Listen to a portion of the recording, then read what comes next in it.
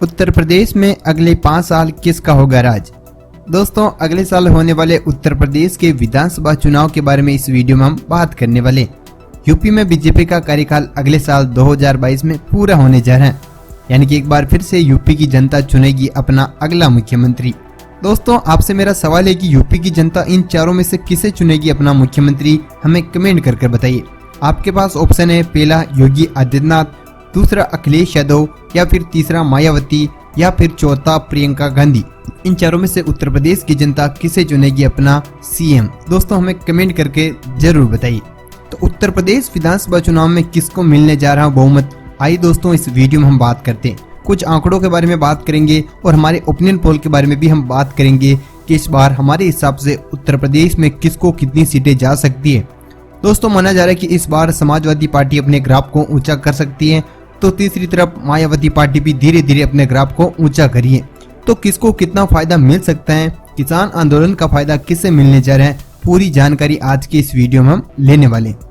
अगर दोस्तों उत्तर प्रदेश में सबसे पहले हम वोटर की बात करते हैं, जो कि उनका आंकड़ा लगभग 15 करोड़ है, यानी कि 15 करोड़ वोटर तय करेंगे यूपी में अगले 5 साल किसका होगा राज, कि एक बार फिर से बीजेपी अपनी सरकार बनाएगी या अखिलेश यादव। अगर इन 15 करोड़ के आंकड़ों में हम जातीय आंकड़ों के हिसाब से देखें उत्तर प्रदेश में, तो सबसे ज्यादा ओबीसी है, 40% ओबीसी है। इसके अलावा दलित की बात को, तो दलित के आंकड़े 22% हैं, यानी कि 15 करोड़ में से 22% दलित वोटर हैं।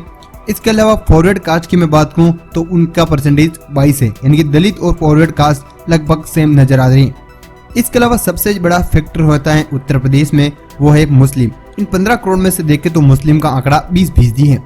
ये था उत्तर प्रदेश के 15 करोड़ वोटर का जातीय आंकड़े। तो इस बार किस तरह से रह सकते हैं समीकरण, आइए जानते हैं इस वीडियो में।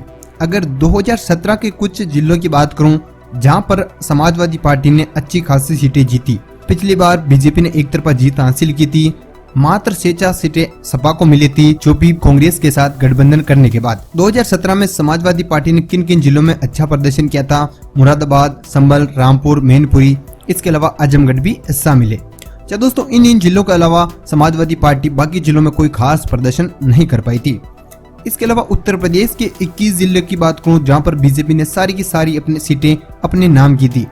दोस्तों, पिछली बार बीजेपी एक तरफा जीत हासिल करने में कामयाब रही थी। मोदी लहर के चलते उत्तर प्रदेश में बीजेपी की सरकार बन पाई। लेकिन क्या 2022 में भी एक बार फिर से उत्तर प्रदेश में बीजेपी अपनी सरकार बना सकती है? दोस्तों, अगर 2017 के बाद उत्तर प्रदेश में हुए लोकसभा चुनाव पर हम नजर डालें, जहां पर हम देखें तो बीजेपी का ग्राफ थोड़ा सा डाउन होता हुआ नजर आ रहा है। दोस्तों, 2014 के मुकाबले हम देखें तो 2014 के लोकसभा चुनाव में उत्तर प्रदेश में बीजेपी को 71 सीटें मिली थी 80 में से, लेकिन 2019 में 65 सीटें मिली थी। अगर बीजेपी को हम ना देखें तो अदर पार्टियों को देखें तो समाजवादी पार्टी की सीटों में कोई भी फेरबदल हमें देखने को नहीं मिला था। 5-5 सीटें दोनों बार समाजवादी पार्टी को मिली थी। लोकसभा चुनाव की मैं बात कर रहा हूँ, 2017 के बाद 2 साल बाद जो लोकसभा के चुनाव हुए थे उत्तर प्रदेश में, वहां पर सबसे अच्छा प्रदर्शन रहा था मायावती पार्टी बीएसपी का। जी हाँ दोस्तों, आपको बता दूं कि 2019 से पहले 2014 के लोकसभा चुनाव में 0 सीट मिली थी मायावती पार्टी को। उसके बाद 2017 के विधानसभा चुनाव में भी मात्र 19 सीटें जीत पाई थी बीएसपी। 2007 में उत्तर प्रदेश में अपनी सरकार बनाने वाली बीएसपी 2017 के विधानसभा चुनाव में मात्र 19 सीट जीत पाई। लेकिन 2019 के लोकसभा चुनाव की बात करूं जहां उन्हें 10 सीटें मिली थी, यानी कि 2017 के बाद जो उत्तर प्रदेश में चुनाव हुए थे लोकसभा के, उसमें मायावती पार्टी ने बेहतरीन प्रदर्शन किया था। इसके अलावा समाजवादी पार्टी के प्रदर्शन में कोई भी सुधार देखने को नहीं मिला था। इसके अलावा और भी छोटे मोटे चुनाव के आंकड़ों पर हम देखें तो वहां पर बीजेपी हमें हावी होती हुई नजर आ रही है। लेकिन बात करते हैं कि आज की क्या स्थिति है, विधानसभा चुनाव की क्या स्थिति रह सकती है। वैसे तो कई ओपिनियन पोल, कई सर्वे सामने आ रहे हैं, उसमें अलग अलग आंकड़े आपके सामने दिखाई दे रहे हैं।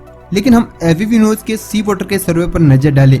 दोस्तों, सी वोटर का सर्वे हम देखते हैं कि कई राज्यों में बिल्कुल सटीक साबित होता है, लेकिन कई राज्यों में बिल्कुल विपरीत भी होता है, यानी कि फेल साबित होता है।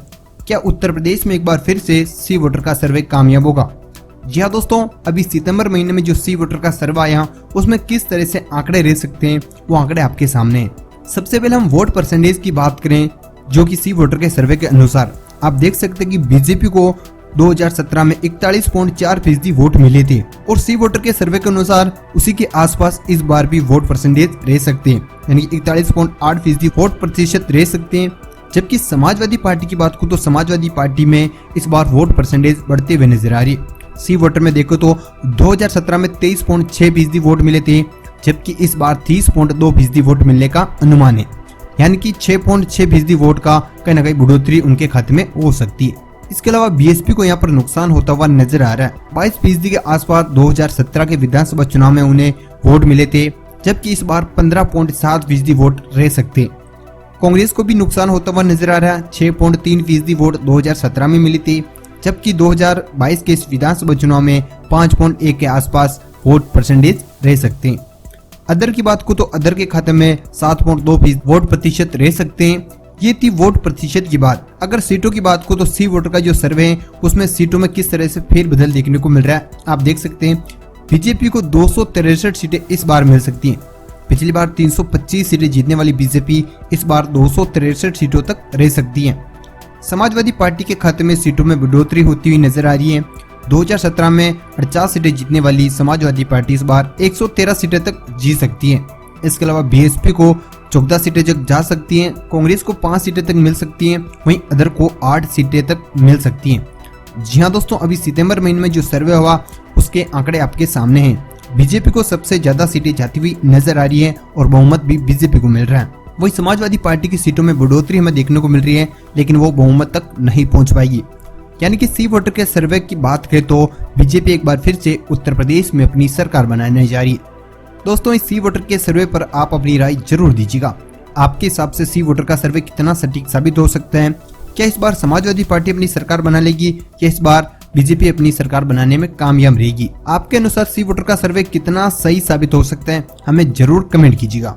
जी हाँ दोस्तों, सी वोटर का सर्वे अभी ताजा सर्वे हुआ, उसमें बीजेपी को बहुमत मिलता हुआ नजर आ रहा है। आप अपनी राय इस वीडियो के कमेंट बॉक्स में जरूर दीजिएगा। वही दोस्तों, अभी तक आपने इस चैनल को नहीं किया सब्सक्राइब तो फटाफट से कर दीजिएगा, क्योंकि उत्तर प्रदेश के विधानसभा चुनाव से जुड़ी और भी छोटी मोटी अपडेट आपको मिलती रहेगी।